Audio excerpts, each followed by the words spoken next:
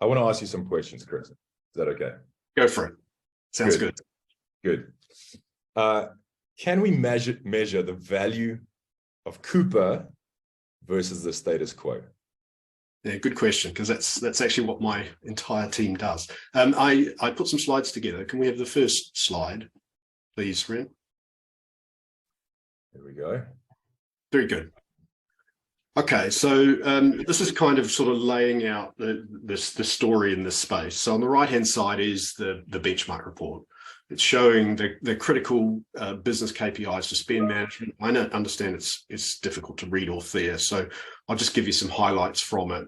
Across our top performing customers, we're typically seeing 79–80% of on-contract spend, around 4.5 hours for requisition to order cycle time, 80% electronic invoice processing, 87% first-time match rate for invoicing. And all of these things drive value for the business in terms of time and cost and all the things I talked about earlier. And we even benchmark ESG and diversity to support organizations in that space and their risk profiling. So if that's a view of what good looks like, then to the left of that is a diagram that's just broadly representing the workflows for the different spend management tasks. And they all flow through this one unifying platform that's optimized to enable our customers to achieve similar performance. So we're trying to get all of our customers up to that sort of benchmark level. And as they use the system, it surfaces the performance indicators alongside the business data that helps them to get to good, if you like. So, for example, showing a supplier risk score when you're raising a requisition, or providing a rating for your personal approval time against your peers or others in the business, so that we're improving cycle times and driving that forward. And the idea of all of this is to softly incentivize behaviors that drive indicators in the right direction, and that therefore improves the outcomes for the business. So having sort of laid that out like that, for customers that are looking to adopt Coupa, my team will produce that diagnostic assessment that I was talking about earlier, and it shows how they compare to the benchmarks on the right-hand side. Although the benchmarks we use for a specific customer are not the general ones, they're the ones that are really honed in on what's good for their industry and their geography. And that shows them where we should all focus to get better or closer to best in class.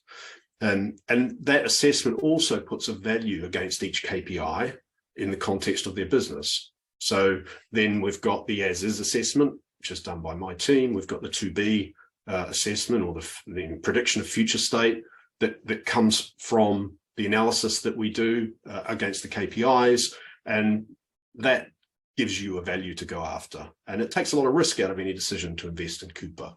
So having all of that data and the tooling to use it has been sort of what's driven a lot of our success, and it's really powerful. So the other thing that is on this slide, and it's sort of in the context of this overall conversation, the conceptual links between Coupa and one or more ERP systems. So larger organizations often have lots more of them. For example, Walmart has more than 90, all connecting to Coupa.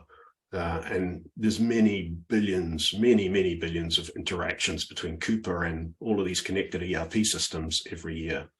So being able to really quickly configure and connect Coupa to the ERP is a core part of our value proposition, something that supply chain partners is really good at, but actually something that Coupa and the Coupa platform is architected to achieve.